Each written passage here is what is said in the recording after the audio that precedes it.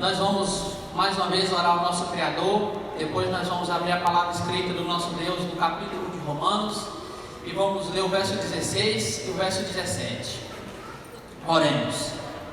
Bendito Deus de todo o poder e de toda a glória, nós homens, nós não somos nada, nem somos ninguém diante de Ti, nós não passamos de pó.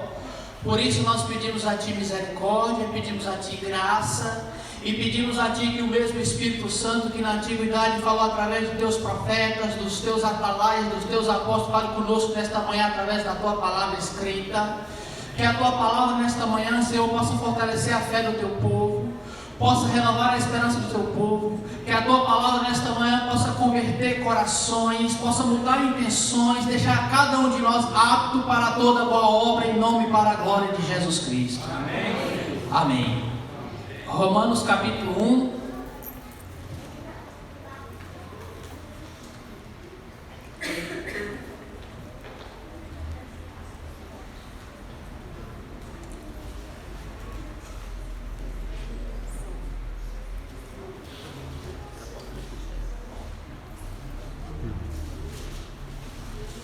Amém?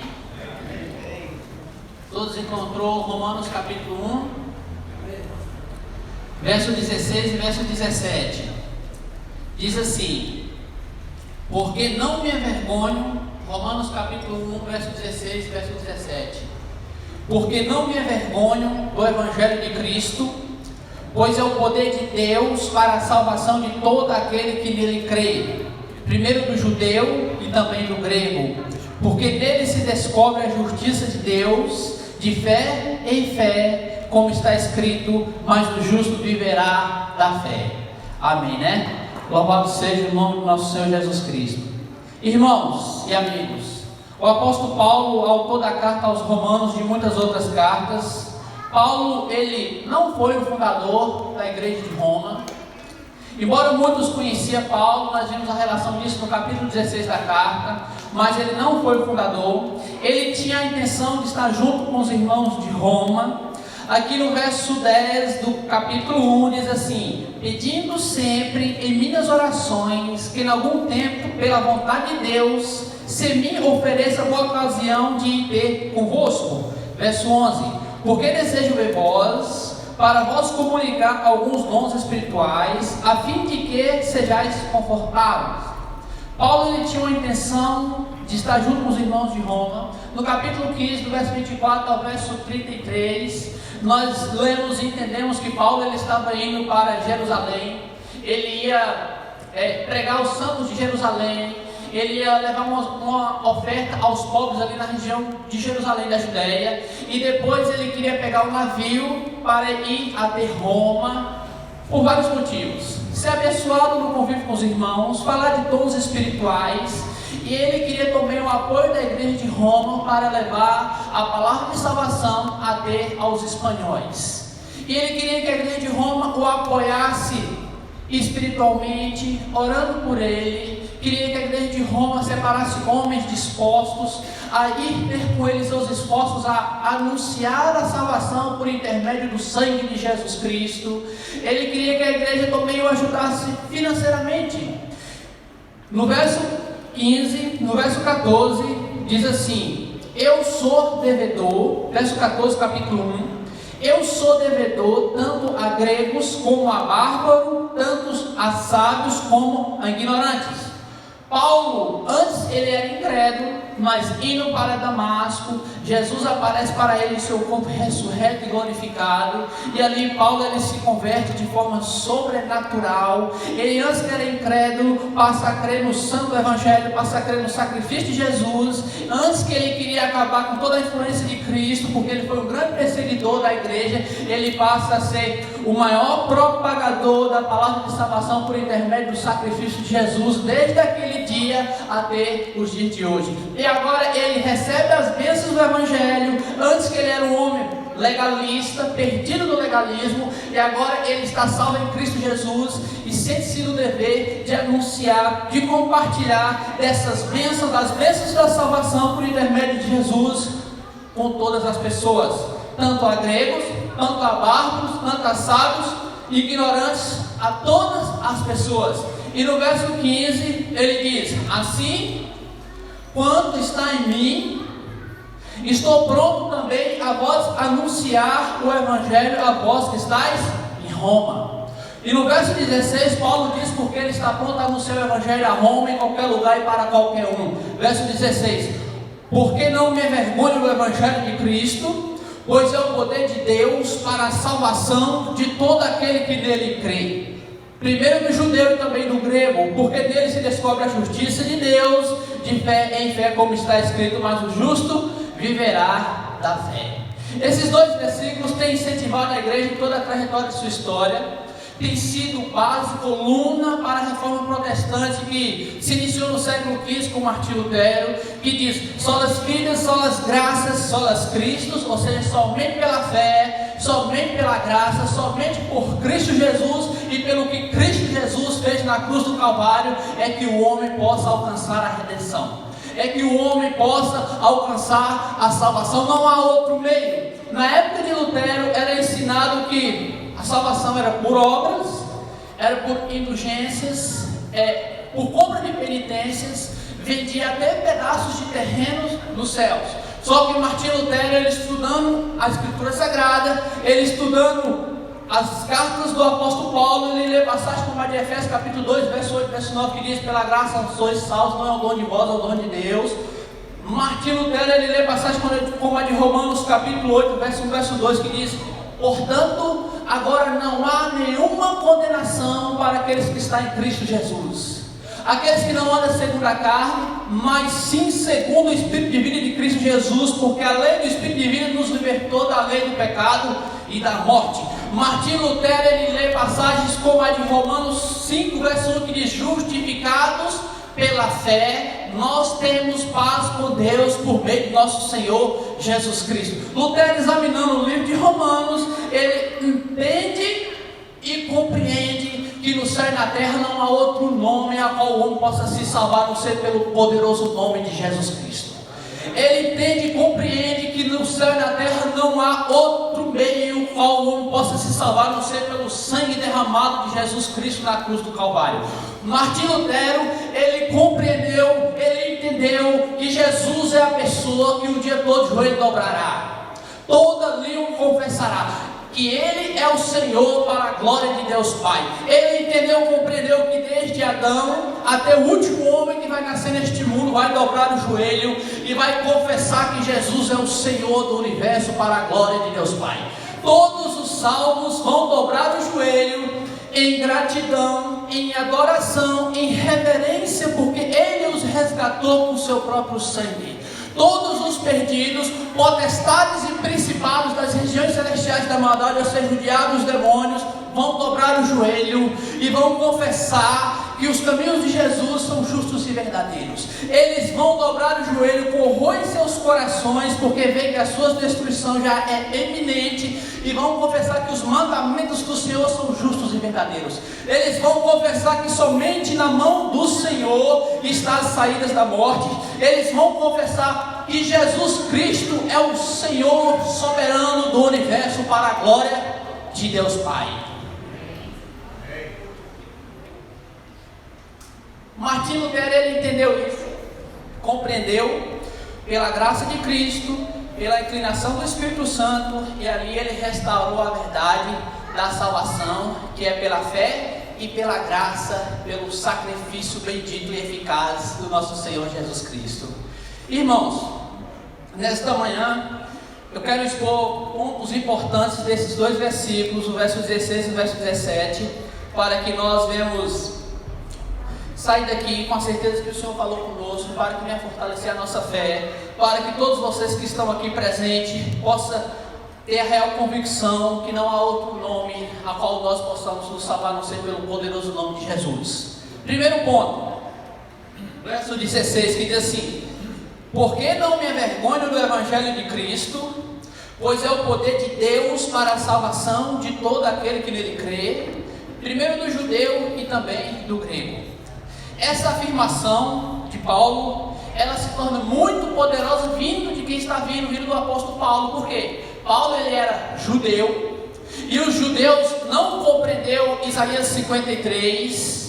O capítulo 53 de Isaías relata com precisão todo o sofrimento do Messias, desde o momento que o seu povo o rejeitou, desde o momento que sacerdotes, fariseus e escribas o caluniou, levantou todo tipo de falso testemunho, desde aquele momento que ele é amarrado naquele tronco, e aquele guerreiro romano forte, de braço forte, chicoteia Jesus com aquele maldito chicote que tinha pedaços de ferro e ossos na ponta. Isaías 53 verso 10 diz que agradou o Senhor moê-lo. Jesus, ele foi moído naquele tronco. Isaías 53 revela com muita precisão e clareza todo o sofrimento do Messias, carregando o maldito madeiro sobre as ruas de Jerusalém, sobre a via dolorosa, saindo dos portões da cidade e sendo crucificado no Monte Gólgota, na cruz do Calvário. Os judeus não entenderam isso.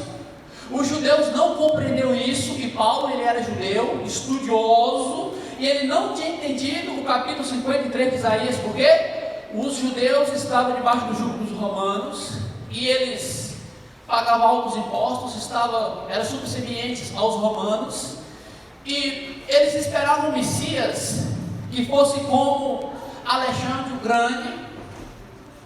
Alexandre o Grande, aos 33 anos, ele foi o conquistador. Quem já estudou o livro de Daniel sabe do que estou falando. Ele foi o conquistador de todo o mundo. Aos 33 anos, todas as nações estavam debaixo do jugo grego, o qual o imperador era Alexandre, e ele não tinha mais o que conquistar. Ele morreu de tédio, embriagado com seu próprio vômito aos 33 anos. Alexandre o Grande, aos 33 anos, conquistou o mundo, mas a sepultura, morreu, mas a sepultura o manteve ele preso. Jesus Cristo, aos 33 anos, ele morreu. Antes dele ir para a cruz, antes da sua morte, ele falou assim: as raposas têm covis, as aves têm ninhos, mas o Filho do Homem não tem de reclinar a cabeça. Jesus, ele não tinha nada, morreu sem nada, mas conquistou o mundo com seu sangue, conquistou homens e mulheres de todas as tribos, línguas, povos e nações para o seu Deus e Pai com seu sangue. Ele morre aos 33 anos sem nada, mas ao terceiro dia ele ressuscitou, porque a sepultura não teve poder de lhe manter preso. Irmãos, os judeus não entenderam isso. Aquele simples galileu, aquele simples nazareno, um simples carpinteiro, crucificado na cruz do Calvário, era motivo de escândalo para os judeus, era motivo de vergonha. E Paulo, ele era judeu zeloso, tinha vergonha disso. Mas depois que ele compreende o Evangelho, compreende que aquele era o verdadeiro Messias, no verso 16 ele diz: porque não me envergonho do Evangelho de Cristo, pois é o poder de Deus para a salvação de todo aquele que nele crê. Amém, né? Amém. Segundo ponto, quando Paulo fala que o Evangelho de Cristo é o poder de Deus para a salvação de todo aquele que nele crê, ele está supondo, ele está afirmando, isso significa que todos os homens na face da terra estão perdidos sem esse Evangelho que revela Jesus. A minha pessoa sem este Evangelho que revela Jesus, o Cristo crucificado, morto e ressurreto ao terceiro dia, sem isso eu estou perdido, vocês estão perdidos. Todos nós estamos perdidos sem este Evangelho que revela o glorioso sacrifício de Jesus. Ele fala primeiro do judeu e também do grego.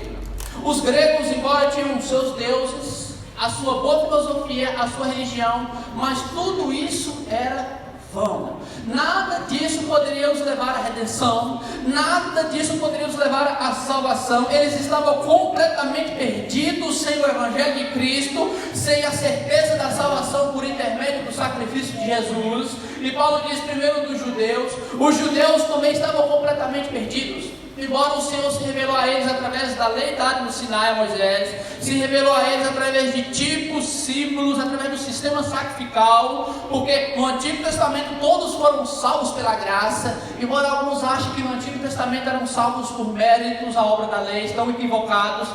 Todos foram salvos pela graça. No momento que o israelita colocava a mão sobre o cordeiro, acreditando que o Messias haveria de vir, era imputada a ele a justiça de Deus. A graça se manifestava na vida dele e ele era salvo. Abraão foi salvo pela graça, Isaac e Jacó pela graça. Todos foram salvos pela graça. Mas o que os judeus fizeram? pegou a graça de Cristo, transformou em uma religião de méritos, de obediência à obra da lei, criando mais de 600 leis ao redor da santa lei de Deus, que é santa, justa e boa, transformando a graça de Cristo em uma religião, em um fardo pesado que nenhum homem poderia suportar. Os judeus estavam completamente perdidos, sem a esperança do sacrifício do Galileu que foi morto na cruz do Calvário. Meus irmãos, segundo associações bíblicas de grandes igrejas como Primeira Igreja Batista, a Igreja Luterana, a Igreja Presbiteriana, a nossa igreja, a Igreja Metodista, segundo especialistas dessas igrejas, hoje no mundo existe hoje o mundo é habitado por 7,53 bilhões de pessoas. E desses 7,53 bilhões de pessoas, existem 3 bilhões de pessoas que estão em lugares hostis, de difícil acesso, que nunca ouviram sequer alguém pronunciar o nome de Jesus Cristo. 3 bilhões de pessoas nunca ouviu ninguém sequer pronunciar o nome de Jesus Cristo. Agora vocês entendem, vocês compreendem que no céu e na terra não há outro nome a qual o homem possa se salvar, a não ser pelo nome de Jesus. Se essas pessoas nunca ouviram ninguém nem pronunciar o nome de Jesus, significa que essas pessoas estão perdidas. E vocês entendem e compreendem o quanto vocês são ricos, o quanto vocês são abençoados.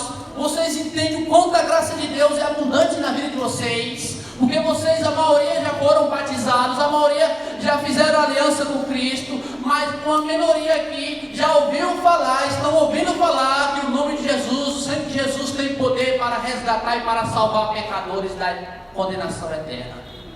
Por isso que Paulo fala em Romanos 3,23, porque todos pecaram e instituídos estão da glória de Deus. Terceiro ponto, quando Paulo fala que o Evangelho de Cristo é o poder de Deus para a salvação de todo aquele que nele crê, ele não está dizendo que uma vez que você aceita a Cristo como Salvador, a sua vida material e financeira vão melhorar, como é pregado aí através de um Evangelho da prosperidade. Não é em adquirir conquistas materiais que o poder de Deus é manifesto na minha vida, nem na sua vida. O poder de Deus se manifesta na vida do homem quando você vê uma garota, uma mulher de 28 anos, ela fala assim: dos meus 17 aos meus 25 eu fui garota de programa, e hoje eu sou uma mulher casada, o meu marido, ele sabe do meu passado, ele me ama e me respeita, nós temos um filhinho. Hoje eu sou uma mãe de família respeitável porque eu conheci o Evangelho de Cristo, eu conheci a Jesus. O poder de Deus se manifesta nisso, fazendo com que homens e mulheres abandonem pecados, abandonem maus hábitos, fazendo com que homens e mulheres condenados nos seus delitos e carnalidade e pecado se tornem pessoas salvas em Cristo Jesus. O poder de Deus se manifesta quando você vê um homem de 46 anos falar: eu fiquei preso durante 14 anos e faltando 2 anos para pagar a minha pena, um homem prega o Evangelho de Cristo. Eu fui condenado por tráfico de droga, fui responsável pela destruição de muitas famílias, morte de muitas pessoas, mas hoje eu sou um novo homem. Esse homem fala com lágrimas em seus olhos: hoje eu sou um novo homem porque eu conheci a Jesus, eu conheci o Evangelho de Jesus. O Evangelho de Cristo, o poder de Deus se manifesta na vida do homem desta forma, pegando homens e mulheres condenados e salvando-os para o reino de Deus. Se você estudar um pouco de Efésios, do povo de Efésios, você vai ver que antes do apóstolo Paulo ir lá anunciar a salvação por intermédio de Jesus, o povo era um povo pagão, um povo idolatra. Eles tinham deuses para cada situação, para cada situação de suas vidas, e ali eles cultuavam esses deuses com sacrifício de criança, com todo tipo de depravação sexual, com orgia. Mas o apóstolo Paulo vai até o povo de Éfeso, prega o santo Evangelho de Cristo. Se você ler no capítulo 1 de Efésios, no final do verso 1, no começo do verso 1 está escrito assim: aos santos de Efésios. É isso que é a manifestação do poder de Deus na vida do homem, transformar homens e mulheres idolatras depravados, pagãos, ao ponto de ser chamado de santos. Irmãos, verso 17 diz assim: porque nele se descobre a justiça de Deus, de fé em fé, como está escrito, mas o justo viverá da fé. A Bíblia diz que não há um justo sequer, não há quem faça o bem, não há quem busque a Deus. Mas como alguém pode se salvar se não há um justo sequer, não há quem faça o bem, não há quem busque a Deus? Paulo diz no verso 17, porque nele se descobre a justiça de Deus, de fé em fé, como está escrito, mas o justo viverá da fé. Ele cita Abacuque 2,4 de propósito, ou seja, uma vez que Jesus Cristo morreu na cruz do Calvário, uma vez que todos os pecados da humanidade, desde Adão até o último homem que vai nascer neste mundo, caiu sobre ele, ali Jesus, ele pagou o preço que era para nós, foi castigado no Filho de Deus, o castigo que era para nós, o abandono que era para nós foi lançado sobre Jesus. Jesus, em agonia e dor, fala: Pai, Pai, por que me abandonaste? Todo abandono, toda dor, todo castigo, a morte que era para nós foi lançada sobre Jesus, e a justiça de Deus foi manifestada aos homens. E uma vez que você crê no sacrifício de Cristo, é imputado a você a justiça de Cristo Jesus. Você se torna justo porque você crê. Você se torna justo não é por mérito algum, não é porque você canta, porque você prega, porque você está disposto nesta obra, não é porque você é ativo nesta obra. Você se torna justo não é por mérito algum, somente pelo mérito, pela justiça de Cristo que foi manifestada, a justiça de Deus que foi manifestada, exposta aos homens na cruz do Calvário. E Paulo diz: mas o justo viverá da fé, ou seja, aquele que pela fé em Cristo Jesus se tornar justo viverá eternamente. Amém, né? Irmãos, eu quero fazer duas aplicações para nós encerrarmos. Os meus sermões são sempre rápidos e objetivos, porque não é tanto falar que nós vamos mudar. A primeira é: naqueles lugares hostios como faculdade, festas de casamento, aniversários de amigos, que na maioria são mundanos, não creem no Evangelho, escola, trabalho, não tenha vergonha de mostrar que você professa a fé em Cristo Jesus. Não tenha vergonha de mostrar que você é evangélico. Não há fraqueza no Evangelho de Cristo, não há vergonha no Evangelho de Cristo, por o contrário, é o poder de Deus para a salvação daquele que crê. A segunda é: talvez não, tenho certeza que aqui tem pessoas que nos visitam. Alguns ainda não fez uma aliança com Cristo, outros fez uma aliança com Cristo, mas por um motivo ou outro abandonou. Eu quero que vocês saibam que a minha pessoa estará aqui pela misericórdia de Deus. Todos os que são ativos nessa obra são ativos pela misericórdia e a graça de Deus. Eu quero que vocês saibam que não há mérito nenhum em nós para estarmos rompendo em fé. É somente pela misericórdia, pela graça de Deus que tem nos sustentado. Todos vocês que já afastou, entenda que o cair é do homem. O apóstolo Paulo diz: aquele que está em pé, cuidado para que não caia. O cair é do homem, mas o Senhor da glória é aquele que levanta o abatido e levanta o que cai. Jesus Cristo, meus irmãos, eu quero que vocês entendam e compreendam que Jesus Cristo, ele não foi para a cruz porque Judas o traiu, o vendeu por 30 moedas de prata. Ele não foi para a cruz porque Pedro o negou 3 vezes. Ele não foi para a cruz porque escribas, fariseus e sacerdotes o caluniou, o inventou todo tipo de calúnia, mentira contra ele, fazendo com que ele fosse a um tribunal ser julgado por um procurador romano chamado Ponto Pilatos. Ele não foi para a cruz porque o seu povo rejeitou, o trocou por um marginal chamado Barrabás. Ele não foi para a cruz porque homem algum tinha qualquer poder de o levar para a cruz. Ele foi para a cruz por amor. Ele foi para a cruz por amor, porque está escrito em Romanos 8:32, que diz que Deus não o poupou, antes o entregou. Está escrito em Isaías 53, verso 10, que agradou o Senhor moê-lo. Jesus, ele foi para a cruz por um agrado de Deus. Ele foi alegremente para a cruz, como como ovelha muda que vai para o matadouro, alegremente se ele vai em conta a ignomia da cruz, sabendo que pelo seu sangue, pela sua morte, ele compraria para o seu Deus e Pai homens e mulheres, milhares e milhares e milhares de homens e mulheres de todas as tribos, línguas, povos e nações. Ele sabia que um dia a minha pessoa estaria aqui, porque Ele tem todo o poder e toda a glória para isso. Ele sabia que vocês estariam aqui. Ele sabia que vocês que visitam estariam aqui. Entenda, meus irmãos, que Jesus, Ele foi para a cruz por amor, porque está escrito em João 3,16 o quê?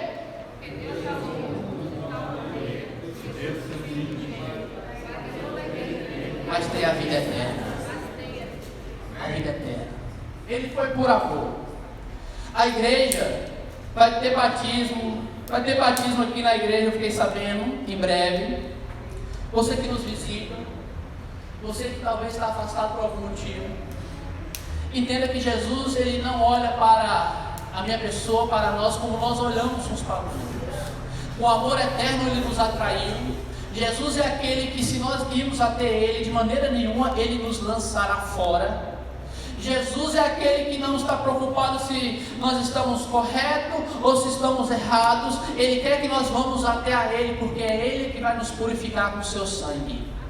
Então, meus irmãos, não deixe, meu irmão que nos visita, não deixe para amanhã o que você pode fazer hoje. Faça aliança com esse Deus o mais rápido possível, porque pelo seu sangue Ele nos resgatou e nos comprou para o seu Deus e Pai. Que Deus abençoe cada um de nós.